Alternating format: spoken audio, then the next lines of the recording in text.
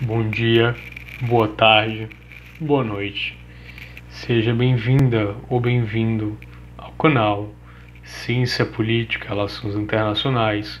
Independente do horário em que esteja assistindo esse vídeo, nós vamos hoje aqui conversar a respeito da reforma Francisco Campos, a reforma educacional ocorrida no período do governo Getúlio Vargas, após a Revolução de 30, para entender um determinado período histórico fundamental que se venha consultar características sociais do período histórico que o precedeu.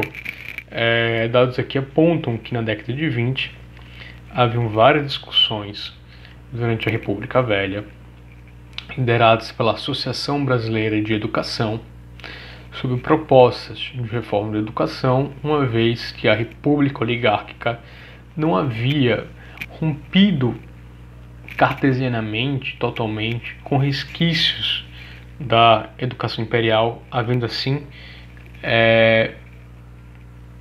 uma herança histórica, por mais que aparentemente possa haver diferenças gigantes entre monarquia, república, política de educação na monarquia, política de educação em uma república.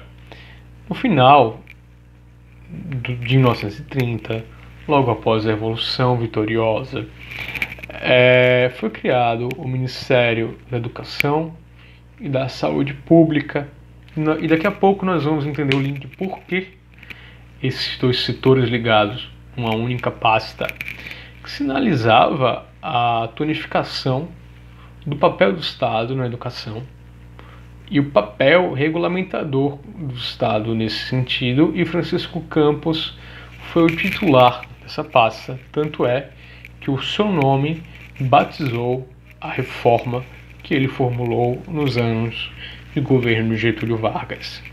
Houve assim a criação do que é chamado pelos pedagogos de cultura escolar. Cultura escolar é o conjunto de normas, leis, hábitos sistematizados pela educação, na educação, por uma determinada sociedade nacional. Então o Brasil, quando nacionalizou sua educação no período Vargas, criou assim uma cultura escolar, um perfil curricular de aluno, um perfil profissional do professor e das instituições de ensino brasileiras. O ensino secundário ele foi dividido em 2 ciclos e teve sua duração prolongada de 5 anos para 7, chamada formação geral para o ensino superior. A educação ela adquiriu um caráter dualístico, onde formava fileiras, uma fileira para o proletariado urbano industrial do período de industrialização, certo? Para suprir a necessidade de mão de obra do mercado interno, e outra direcionava um ensino mais enciclopédico para camadas sociais médias e urbanas ou das elites rurais também, que tinham condições de manter mais anos com seu filho de estudo, sem necessidade de ele contribuir na renda familiar, sem necessidade de ele diretamente ir para o mercado de trabalho. Nós tínhamos uma divisão técnica do trabalho, uma divisão técnica da educação nesse sentido. Foi colocado um elemento que não havia antes no período imperial, que é a frequência obrigatória. Parece que as coisas na sociedade, na história, são assim. De modo natural sempre existiram, porém, por mais que absurdo que seja, no período imperial não era obrigatório a presença da frequência obrigatória, e isso foi posto no artigo 35 da reforma, que previu que a partir do mês de abril do ano letivo deveria ser atribuído nota a cada disciplina pelo professor responsável, respectiva sustentação oral nas matérias e nas avaliações, e, claro, como aqui colocado, a frequência obrigatória é um elemento que não havia antes. Durante o ano letivo seriam feitas 4 provas escritas por cada disciplina. Nós temos aqui a regulamentação de um funcionamento do Sistema Nacional de Educação, algo que não havia antes, no período da República Velha. Com essa cultura federalista, os estados organizavam-se de maneira muito independente e autônoma, algo que é contrário a esse movimento nacionalista de centralização do poder público no poder executivo federal.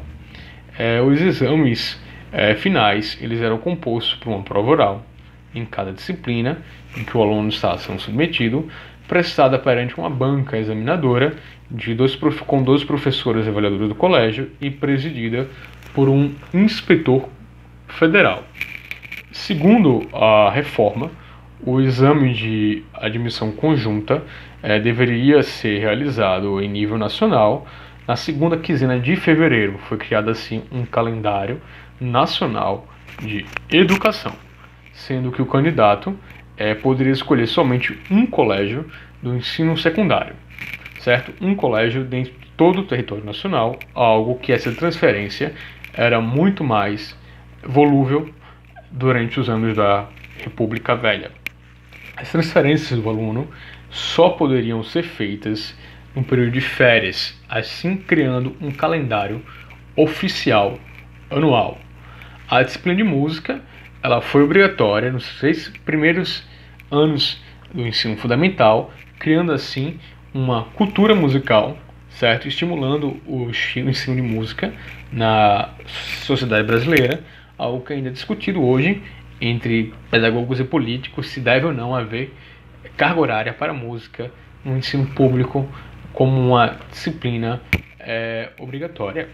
O Ministério da Educação e Saúde Pública criou o Serviço de Suspensão ao Estabelecimento Nacional de Ensino, que passou a fiscalizar a escolarização em todo o território nacional. O Estado não só pensou em executar o programa, mas garantir que ele estivesse sendo cumprido de acordo com as normas técnicas que foram estabelecidas nessa legislação. A operação era feita por meio de distritos de inspeção, para qual os inspetores foram nomeados. Os inspetores faziam visitas mensais e relatórios frequentes.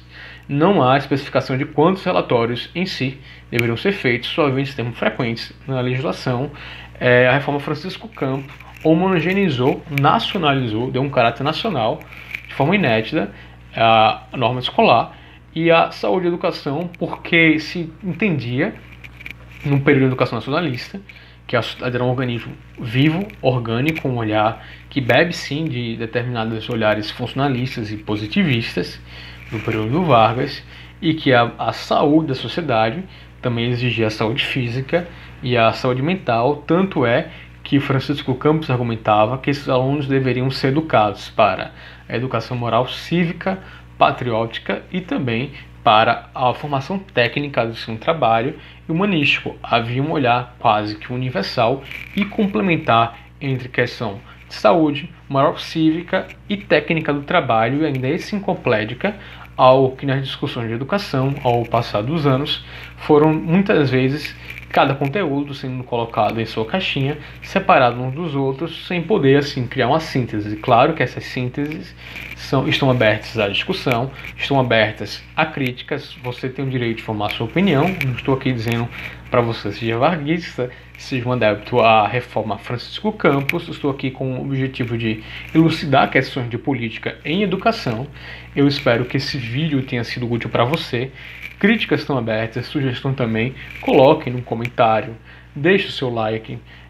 Se você considerou que esse vídeo foi produtivo e útil para os seus estudos, eu peço que repasse para algum colega, algum grupo da faculdade. Isso vai me ajudar e vai ajudar também aos seus colegas de faculdade a fazerem seus artigos, a escreverem provas. Eu lhes agradeço e bom dia, boa tarde, boa noite, independente do horário que você esteja assistindo esse vídeo.